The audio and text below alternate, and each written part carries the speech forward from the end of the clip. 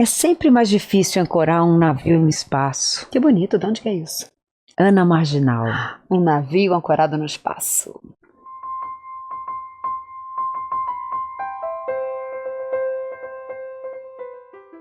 Estamos de volta com Cochichos de Coxia. E hoje nós temos o prazer e a honra de estar aqui com a Nathalie Michele Ferreira, nossa dramaturga, e a peça Ana Marginal, um navio ancorado no espaço.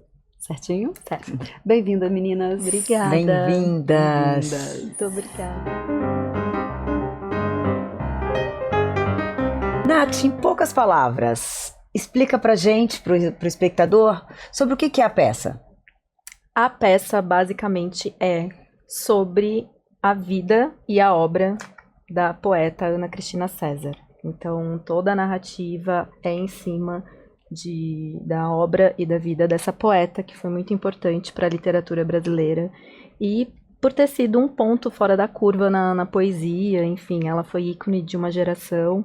Então, a gente mergulha nesse caos que é a obra e a vida dela e entrega o que temos, que é o Ana Marginal. E, Michele, você como dramaturga, por que você acha importante as pessoas assistirem esse trabalho hoje, em 2025? Eu acho que por vários motivos. Acho que o primeiro é que a gente tem essa memória um pouquinho curta de quem... Um pouquinho.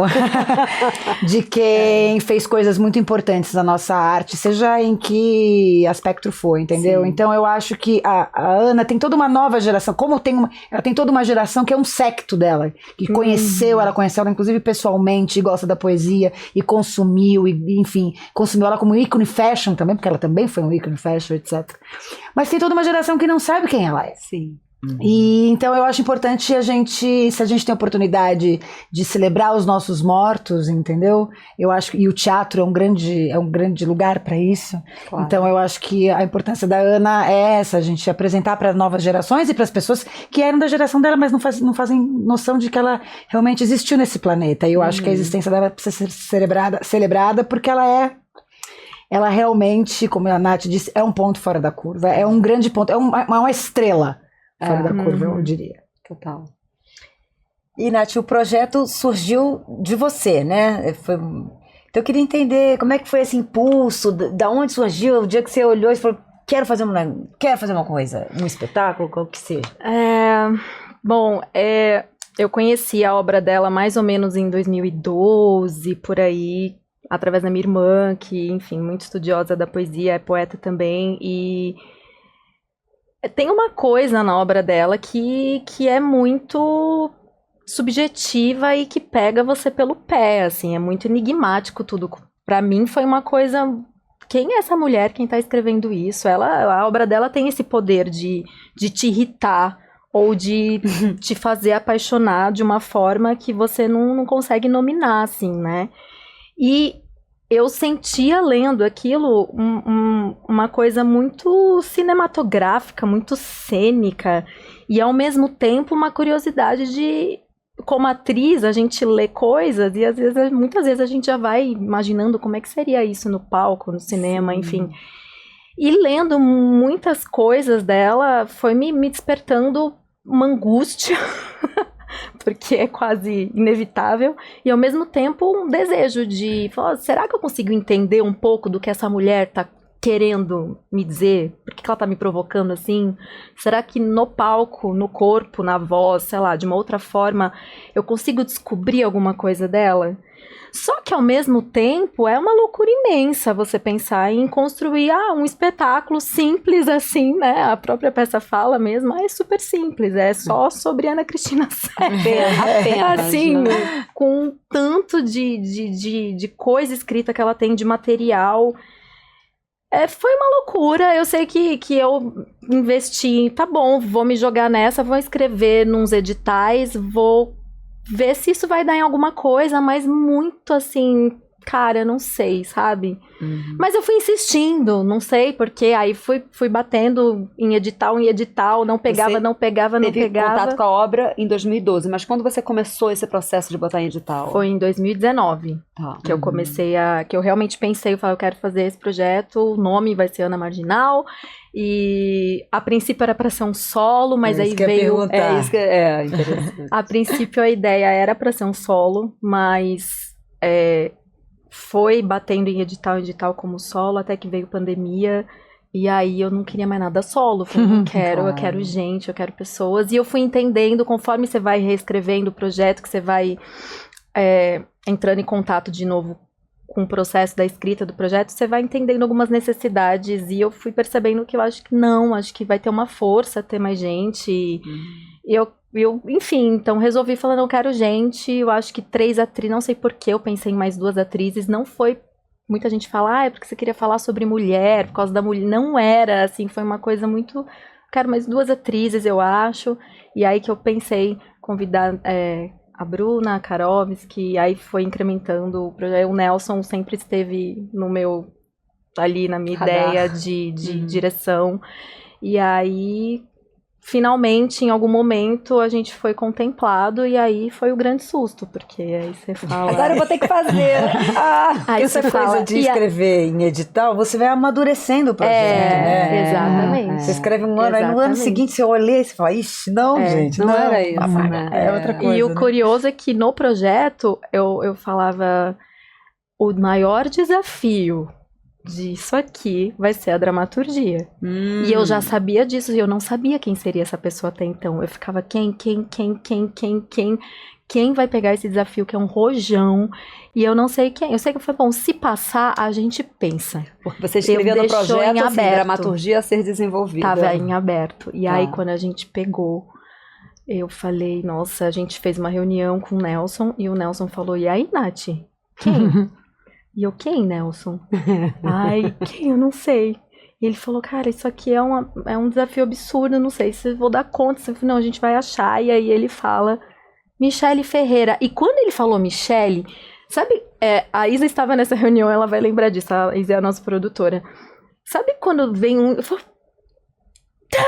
claro! Como é que eu não pensei na Michele antes? Porque a Michele tem tudo a ver, assim. E ele falou, eu acho que ela salva a gente. E eu falei, então vamos. E aí conseguimos acessar Michele. Michele topou. E aí Michele topa e conta pra gente como chega pra você esse convite e que pontos em comum aonde você encontra a Ana? Eu encontro a Ana no branco dos olhos. No branco dos olhos a gente tem muito em comum. Na verdade é o seguinte, eu comprei uma antologia poética da Ana, que acho que eu não sei qual editora que é, mas é uma bonita, que vem todo o trabalho dela, em 2014, numa feira do livro da USP, que é o meu parquinho. Adoro esse parquinho, é um parquinho. E aí às vezes eu compro o livro porque é bonito. Eu sou a fútil do livro, assim. Se o livro é bonito, até a capa bonita, é grosso. Eu já fico assim, nossa, já me dá um negócio de comprar. E, obviamente, eu tinha ouvido falar de Ana Cristina César, já tinha lido alguns poemas de Ana Cristina César, mas não era uma grande conhecedora, tampouco uma grande fã. Mas aquele livro era muito bonito. E aí eu comprei. Falei assim, não, vem cá. Das minhas aquisições daquele ano de 2014 foi da Ana Cristina. E poesia é uma coisa que eu gosto de ler, mas eu gosto de ler a Lai Xing. Sim. Eu gosto de pegar o livro e abrir, como se ele fosse me revelar alguma coisa e tal. E quando eu compro um livro novo de poesia, ele passa a ser meu Xing da vez, assim. Então, a Ana Cristina, no ano de 2014, e foi um ano importante, porque foi o ano que eu me separei, que eu me mudei, que eu fiz uma série de transformações, ela meio que me acompanhou com esse Xing. E eu abria e eu não entendia absolutamente nada do que ela queria dizer, ao mesmo tempo eu achava bonito. Então, é aquele tipo de coisa que é como a música, assim, você, pelo menos pra mim, eu não entendo pelo intelecto, não é essa via que eu entendo ela. Ela me arrepia, ela torce um pouco as minhas entranhas, ela me deixa com a boca seca, ela me deixa com os olhos marejados, mas se você me falar, fazer uma análise, né? E eu também acho que a análise mata a poesia, deixa a análise pros entendidos. Eu como leitora, eu passo a análise, eu gosto de viver a experiência. E aí foi isso. Então esse era o contato que eu tinha com a Ana Cristina. Desse livro bonito que aconteceu. E aí, quando veio o convite, eu falei, me ferrei. Porque eu preciso aceitar, porque senti o chamado, porque tem coisas que você... Tem coisas que... Porque eu acho que a intuição é a melhor é o melhor tipo de inteligência que a gente tem. Então tem umas coisas que você fala assim, não é pra você, né? Tem umas coisas que você ouve um convite e fala assim, esse não. E por mais que, e quando você insiste, você depois se arrepende. Fala, pô, não devia, não ouvir aquela vozinha que estava dentro de mim. E a intuição é uma coisa que ela não é confortável, né? Ela não te dá uma informação confortável, né? E você às vezes não tem certeza, né? Você não tem certeza, você fica nessa corda bamba ali, nesse risco. Mas aí alguma coisa dentro de mim falou assim, não, acho que sim. Vai. Acho que sim. E por quê? Também confiava muito na direção do Nelson, a gente já tinha trabalhado juntos. Então eu sabia que, de alguma maneira, alguma coisa ia acontecer. E depois de conhecer as meninas e tal, eu falei assim, não, acho que isso vai acontecer. Isso vai acontecer. Por mais que eu tenha sofrido para isso acontecer, isso vai acontecer. E depois, enfim... Sofri, mas depois fiquei muito feliz com o resultado.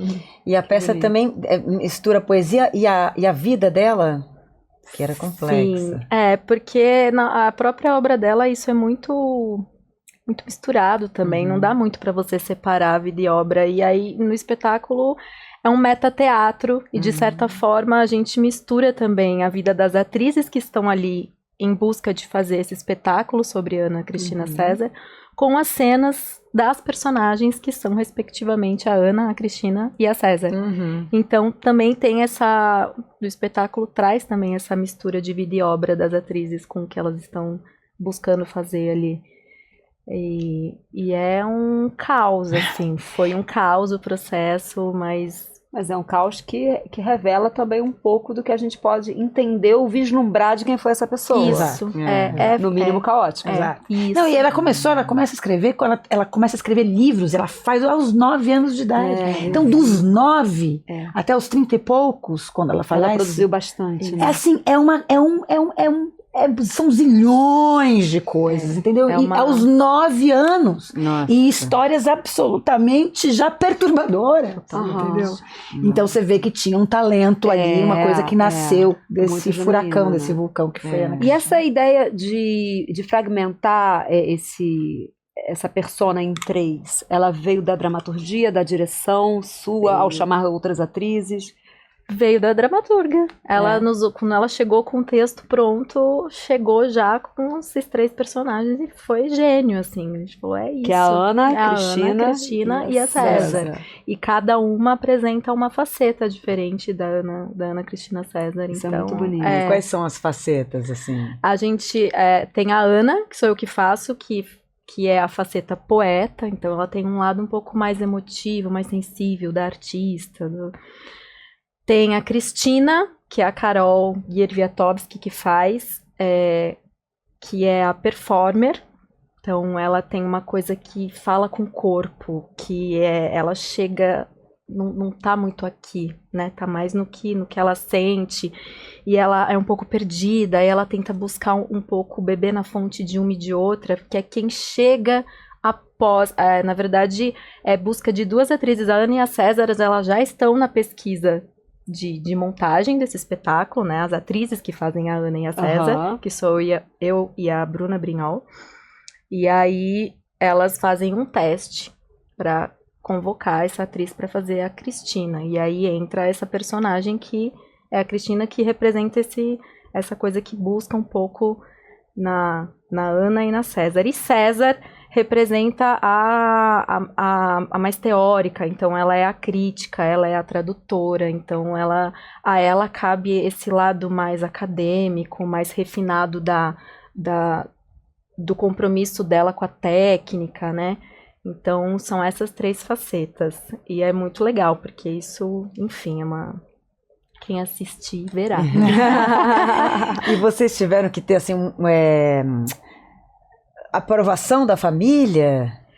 A gente tem o contato dos irmãos da Ana. O Flávio, né, Lenz, Flávio que era casado com a Gabriela Leite. Isso, e o Luiz Felipe. Você fez alguma coisa, né? Eu fiz a Gabriela Leite. Verdade, era isso, tem esse parentesco. Verdade. Ela até usa, nas palestras dela, uma delas ela usa essa poesia, né?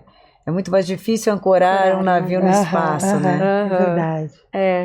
Então o contato que a gente tem é com eles, então os direitos que a gente tem é através deles. Mas é o único contato de família mesmo. Eles pediram pra, tipo, ler a dramaturgia antes? Ou Não, eles confiaram? foram muito, muito generosos, assim, pode fazer, a gente quer mesmo que a Ana esteja aí, então a que gente legal. explicou que a gente tinha conseguido um edital para fazer, e eles super apoiaram, não teve nenhuma questão, assim, super... Mas vocês tiveram que fazer entrevista, assim, pra saber um pouco da vida, como que era? Ou partiram das biografias? Não, a gente partiu muito do material dela e do nosso encontro com a Heloísa Teixeira, que foi a fonte que a gente bebeu, né, durante toda a pesquisa da construção dramatúrgica, até pra gente chegar a alguns assuntos que nem estava muito no nosso radar, mas a Elo, em conversa com a gente, foi nos apontando, assim, foi um farol, assim, então... A Elo é uma estudiosa A dela? Heloísa Teixeira, que foi conhecida mais como Heloísa Buarque de Holanda, né? Sim. E ela faleceu bem semana passada. No dia da nossa reestreia. No dia da nossa reestreia, no dia 28 de março. E ela foi realmente, assim, importantíssima para o nosso trabalho. Foi aonde a gente... Porque ela conheceu a Ana Cristina César, foi ela que apresentou a Ana Cristina César para o mundo literário, né? Então, lá em 76, ela fez uma antologia dos poetas marginais da época, e aí que ela lança a Ana Cristina, e elas foram muito amigas, muito próximas. E Elo tem aí um trabalho lindo de pesquisa em cima de muitos poetas, em cima da cultura. Ela foi uma mulher maravilhosa, feminista. Então, assim, a gente usou ela como farol e ela nos recebeu muito bem, nos acolheu. E a pesquisa foi toda em cima, praticamente, assim, sobre Ana C mais pessoalmente, mais intimamente, é ela que nos trouxe. A acadêmica também, né? Porque ela trabalhou com a Ana Cristina, então ela também conhecia muito bem ela. A obra, né? Enfim, E eles assistiram?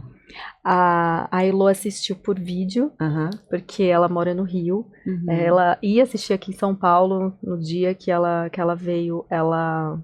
Enfim, ela veio para um lançamento sobre um livro, lançamento de um filme dela, que lançou bem no final de semana que a gente estava em cartaz, então ela ia vir para assistir a peça um dia antes, aí teve um problema, não conseguiu vir antes, e o horário do filme era bem o horário da peça, aí teve que voltar, enfim, não conseguiu, mas ela viu por vídeo, não deu tempo dela ver pessoalmente, presencialmente, mas enfim, ela tá com a gente de qualquer jeito, de algum jeito. E ela tá na peça, né? E ela tá na peça. Ela tá na Ela tá na peça. peça. na dramaturgia. Ela lê um pedaço de uma reportagem quando Ana Cristina volta de Londres, então, e ela que escreve para o Jornal do Brasil, se não me engano, então ela lê um trecho dessa reportagem, que ela fala do livro que é da Luvas de Pelica, tal, não sei o quê, então ela dá uma introdução ali, então ela tá ali, né? O teatro é maravilhoso, né?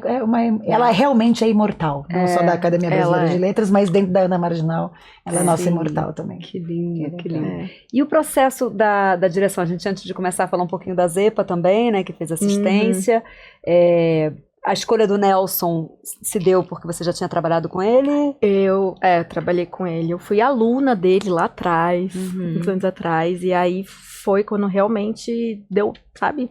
Você fala Match. deu match. Porque a gente pensa em Ana C, você fala, nossa, uma mulher, né, pra dirigir. Todo mundo fala isso, porque é a escolha de um homem, mas porque definitivamente não... Por linguagem estética, talvez, por linguagem né? estética, e porque eu acho que essa coisa da mulher e do feminismo no espetáculo, ele já existe por si só, independente de ter um homem como direção ou não. A Zepa chegou também... Ela é a diretora assistente, então ela foi... Um beijo, Zepão. Beijo, Zepa. My dear. A gente brinca, my dear. Então ela foi ali de mão dada com o Nelson nesse lugar ali também, né? Onde ele se sentia um pouco, putz, eu não sei, se eu colocar a mão nisso, como é que vai ser? Mas aí ela foi conduzindo nesse lugar. E assim, foi um acerto, assim, gigantesco. Eles fazem uma dupla muito bonita, né? A Zepa Foi assim, e o Nelson sabe muito bem conduzir o caos. E ele, enfim, com o desafio da dramaturgia ali, como é que eu encaixo isso, como é que nessa coisa tão fragmentada que é a obra da Ana Cristina, com um material estrutural que chegou da Michelle, como é que eu encaixo isso na cena e E foi, assim, um acerto. Aliás, a equipe inteira, assim, no fim, Michele com Nelson, a Zepa, foi... E do espetáculo final que existe, a sua dramaturgia tá toda ali ou ela foi sendo incorporada, modificada? Eu não sei. Você não sabe. Você assistiu os ensaios? Não assisti. Assisti um ensaio. Tá. Eu assisti um ensaio, porque também pra que atrapalhar as pessoas, não é? Não, porque às vezes você quer construir. Não, no o que ensaio. aconteceu?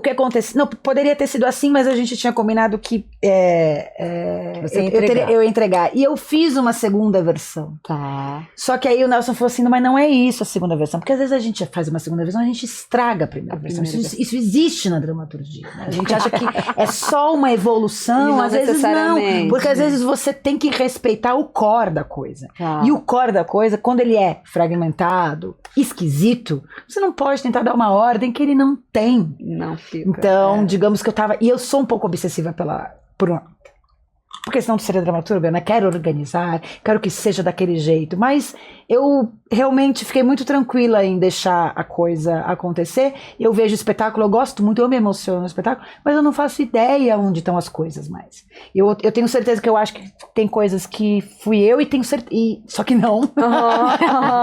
E tenho certeza que, entendeu? Então eu acho que... E tudo bem, porque também não importa. Que lindo. Eu acho que o que importa é o que...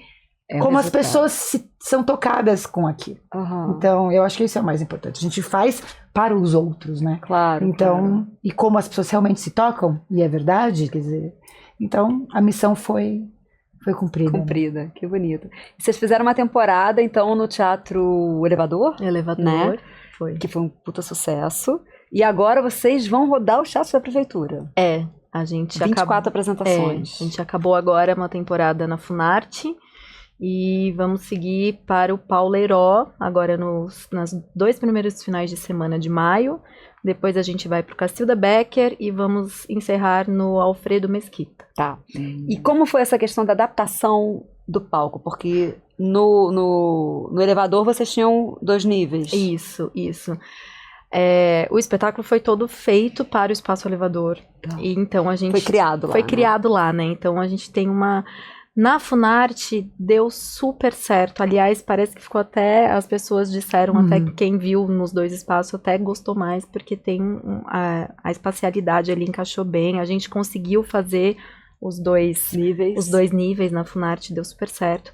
Quando é palco italiano é um desafio, assim, porque a gente chegou a fazer palco italiano ano passado, que a gente foi pro Festival de Araraquara e a gente fez no Teatro Municipal de lá, que é um Gigantesco. italiano gigantesco. Nossa, já tive lá também. Gigantesco, então a gente teve que fazer todo um recorte ali para a peça e toda uma adaptação. Então, assim, a experiência que a gente tem com o palco italiano é lá. Esses outros serão italianos, mas é um pouco menor. Então, o desafio é sempre porque a gente usa chão, o segundo nível pra gente é importante. Então, assim, o palco italiano talvez eu pessoalmente fico um pouco apreensiva nas adaptações, mas eu confio sempre no que o Nelson e a Zepa traz, que eles conseguem resolver muito bem, porque a gente sempre fica meio apegado em se perder alguma imagem, se perder alguma coisa. Mas veremos como a gente... Mas vai dar certo, vai dar certo. Não, vai. E é temporada gratuita, né? É Vocês vão ter gratuita. uma experiência com o público também muito fora da bolha. Sim. O que é ótimo. Sim, é Né? ótimo, é ótimo. É outra É experiência, o que a gente né? busca também, que a gente quer muito rodar para todos os cantos com esse espetáculo. A gente espera uma vida longa mesmo, assim. Já tá E- tendo. Esperamos. Sim. Rituais de vocês. Você acorda, hoje eu tenho espetáculo. O que muda na sua rotina? Nossa, muda muita coisa. Porque, enfim, é impressionante, mas o frio da barriga, você acorda no dia do Já espetáculo, sabe, você né? já É. sabe que tem. Então, assim, primeiro preservar o máximo que puder do seu dia, porque à noite você tem que estar lá primeiro, né? Tem que chegar inteira. chegar inteira. Eu gosto de chegar, eu pessoalmente gosto de chegar o quanto antes, assim. E o ritual nesse espetáculo específico, pra mim, é assim, durante o dia eu já fico passando texto, fazendo coisas do meu dia a dia, mas eu fico passando texto porque é muito texto, né, dona Né, dona É Michele? muito texto e é muito... A velocidade dos diálogos são muito... E isso dá um pouco de um temorzinho sempre, né? Então eu fico passando texto sempre na cabeça ao chegar no teatro. Aí é voz, é exercício de voz, aí é bochicho, cafezinho, que não escutem isso, o pessoal da Corivoz que cuida da nossa voz, porque eles não gostam que a gente tome café. Gente, café Porque, é o né, motor mas do o homem, né? cafezinho, aquela conversinha ali de camarim que sempre tem, mas aí aquele momento ali de também... Chegar, né? aquela chegada. Depois bater mais texto. Entre vocês três, vocês batem conjuntamente a peça inteira ou não? Não sempre, não sempre. Geralmente a gente bate, quando bate é no primeiro espetáculo da semana, assim. Tá. Porque a gente fica um tempo sem fazer, às vezes a gente pode aquele receio de estar muito frio. Quando acontece, mas cada uma tem... No começo a gente fazia as coisas mais ali juntas e tal, mas com o tempo a gente foi entendendo que cada uma tem o seu ritmo, e ai, suas gente, necessidades, né? né? Não precisa ser tão uma coisa... Ali, todo mundo, as três juntas, então, da forma que cada um se entende ali, então elas fazem os aquecimentos, é tudo meio parecido, mas é meio cada uma na sua, porque depois a gente vai ficar tão também embolada uma na outra, que esse momento é importante, né? Então, aí é aquecimento corporal também que a gente faz, tem sempre a famosa dançadinha nesse espetáculo. Tem dancinha no espetáculo? O Nelson fazia nos ensaios com a gente sempre a primeira coisa, vamos dar uma dançadinha, meninas? E aí a gente tem um assistente maravilhoso, Barbie, que é o assistente de produção, que ele quando o Nelson não está, ele toma essa voz e ele fala, vamos dar uma dançadinha, meninas? E ele é o nosso DJ, bota uma musiquinha lá, ali daquela década de 80, 70, Adoro. e aí a gente sempre dá uma dançadinha para entrar um pouco nesse clima. E texto é basicamente o basicão, assim. O merda de vocês, são só as três ou é a galera? Não, o merda a gente faz a roda. Confesso que às vezes eu tenho um pouco de preguiça da eu tenho, às vezes, porque tem dias que você já tá tão assim, tem que parar tudo pra fazer a rota, bom, mas vamos. Mas se você não fizer a roda, você não tem certeza que vai dar merda. Então, aí agora dá esse medo. Então, é isso, agora dá esse medo. Mas tenta não fazer. É melhor, então, melhor não arriscar. Não É verdade, é verdade. A gente sempre faz uma roda ali. A Noemi não gosta de roda. Mas a gente fazia o outono e inverno, ela ficava sentada, a gente dava a mão pra... Eu Vai fazer a roda. Eu faço a roda, mas tem dias específicos que Você já não tá quer. meio em cima da hora, e você fala, mas pra quê? Não é nem a roda, mas aquele merda de todo mundo se abraçar, mas assim, a equipe inteira. Não precisa. Não precisa se abraçar, mas lá todo mundo se abraça. Aí se eu não abraçar, eu vou ser chata, então eu abraço. Mas é isso, mas de fato, eu tenho uma coisa, isso eu tenho, que é tipo, se eu não faço, eu acho que vai dar errado, que é tipo... Mandinga, a gente quer mandinga. Uma mini Kundalini, que é tipo... adoro, dá uma tremidinha. 2 pezinhos no chão e ficar se Eu chacoalhando. Eu gosto. Pelo menos uns minutinhos ali. Eu faço isso sempre em todos os trabalhos que eu faço, porque eu já... visual também. Eu já entendi antes da que... ação é bom. Eu já entendi que eu fico com medo se eu não fizer. E agora eu tenho que fazer. Ô, Michele, e você tem algum ritual para escrever? Olha, eu tenho um ritual para escrever, na verdade eu tenho uma rotina para escrever. Acho que é mais do que um ritual, assim, porque, ao contrário, quando eu trabalho de atriz, eu adoro, sou disciplinada, atleta, muito não sei o quê. Só que escrever é diferente, que escrever mata mesmo, né? Escrever mata e é muito... Mata como? Eu acho que você lida com material muito tóxico, dependendo sobre o que você está escrevendo, né? O material é muito... É como se você tivesse que colocar uma roupa de proteção, às vezes, para você. Só que você não pode escrever com roupa de proteção. Porque você não escreve, você não chega naquilo. Então, eu às vezes acho que é mais tóxico. Eu sou mais saudável quando eu atuo do que quando eu escrevo. A minha vida é mais saudável...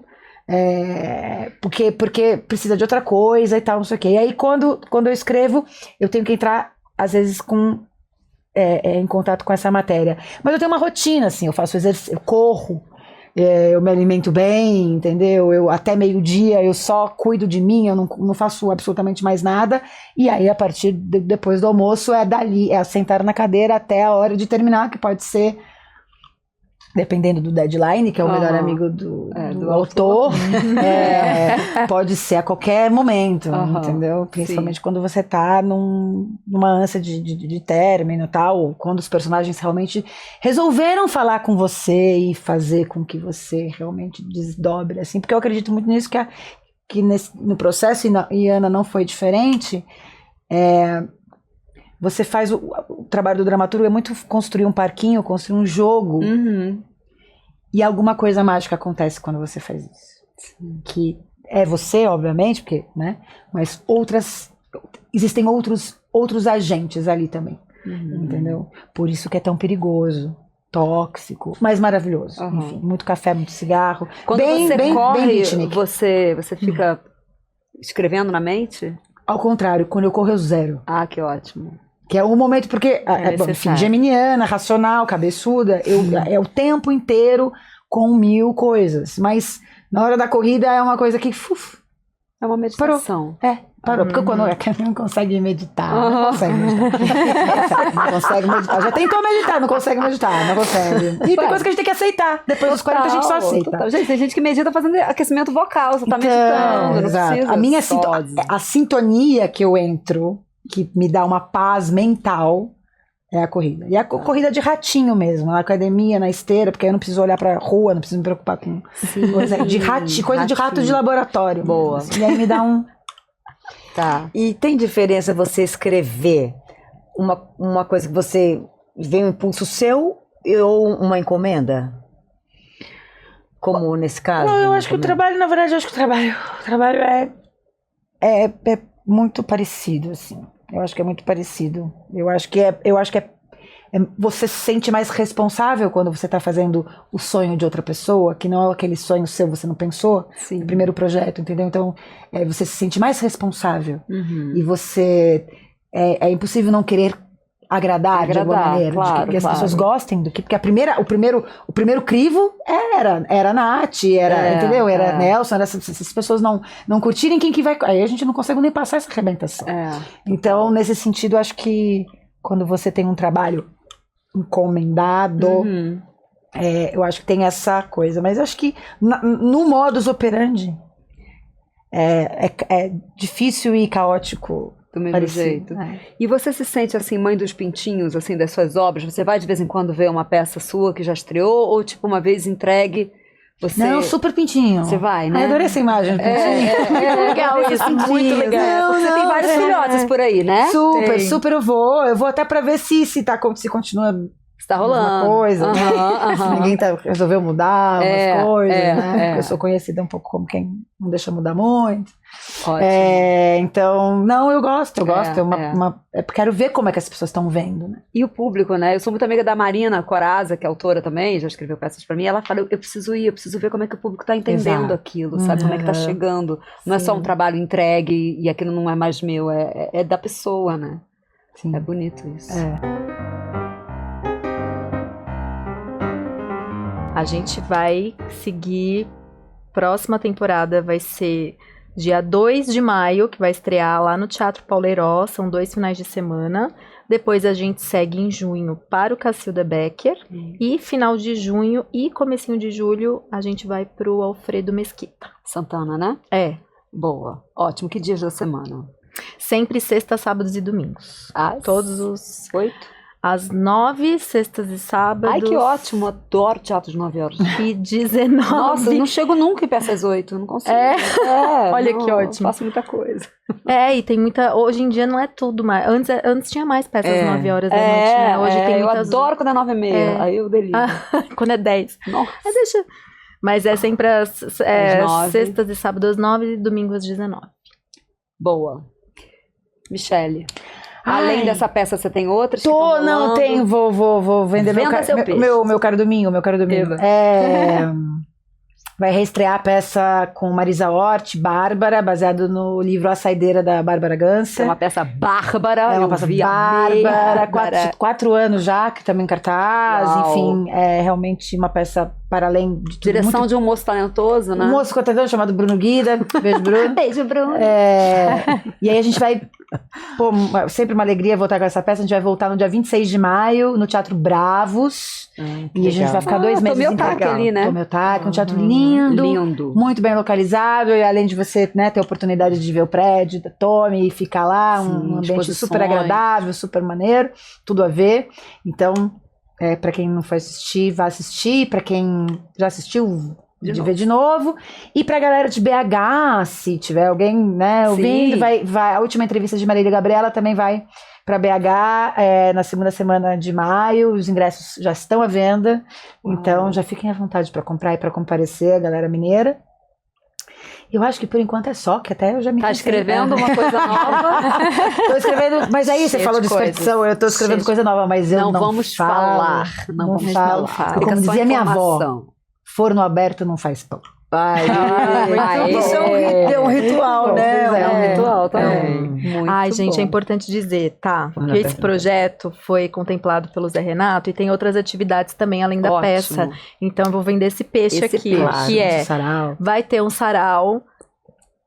Eu olho pra Michelle porque eu falo, Michelle adora sarau, ama sarau. E Mas esse sarau é maneiro, esse sarau é maneiro. pô. Michelle Fica não com medo de gosta. sarau. Michelle não gosta de sarau e ela tá com a missão de vai tocar ser, um sarau. ela vai tocar esse sarau porque é isso que a gente quer. A gente quer essa fricção, entendeu? Tá. Então ela vai, a gente vai fazer um sarau Cerata, que a gente deu esse nome de Cerata, no dia 26 de maio, na Livraria Simples, lá no Bexiga, Na Rua Rocha? na Rua Rocha. É linda essa livraria. Vai ser lá, com alguns poetas e poetas convidados. Vai ser, enfim, vai ter uma galera legal. A gente também vai fazer um podcast que a gente vai começar a gravar agora em abril. Inclusive, a Heloísa Teixeira ia estar no nosso primeiro episódio. Mas, enfim, a gente vai gravar 4 episódios, então a gente vai lançar também esse podcast. E vai ter o lançamento de um zine com a Ana Zepa, que tá escrevendo, tá fazendo esse paralelo, junto com a Josiane Cavalcante, que também é outra poeta. Aí vai ter o lançamento dessa publicação, com uma oficina. Quando que vai ser? Isso já vai ser pra junho. Tá. A gente vai ter essas datas tudo um pouco certinhas, mais pra Então, onde é frente. que as pessoas que estão assistindo a gente encontram todo esse serviço? No Instagram do Ana Marginal, que é @ana.marginal. Arrasou. Então, tudo vai estar lá, acompanhem. É isso. E é o isso. seu Instagram pessoal, quer deixar? O meu é @Nathalie Cavalcante _. Nathalie com Y. Nathalie com Y, No final. Cavalcante _ Michele, quer deixar seu... Ai, vamos engajar. Vamos engajar. Contratem essa dramaturga maravilhosa. Gente, contratem. Ela resolve a sua bucha. Adoro! Michele Ferreira, SP de São Paulo. Enfim, fiquem à vontade lá. Lá tem os cursos, tem as peças, tem a minha vidinha, que, enfim, tá lá. Então, tá tudo. Tem ela correndo ratinha na maravilhosa. Fiquem à Instagram. vontade de Chegar me seguir. junto. Bom, o meu é @Fernanda Viacava. Também, se alguém quiser ver as peças, entrevistas. E sua vida maravilhosa. Maravilhosa. Incrível. E o meu é @Nicole_Corderi, com Y no final. É isso, meninas. Obrigada pela presença. Obrigada. Muita merda. A gente vai no Cacilda. Eba. E axé, que continue por muito tempo esse projeto, que é lindo demais. Que assim seja. Obrigada. Obrigada, viu? Beijo, gente.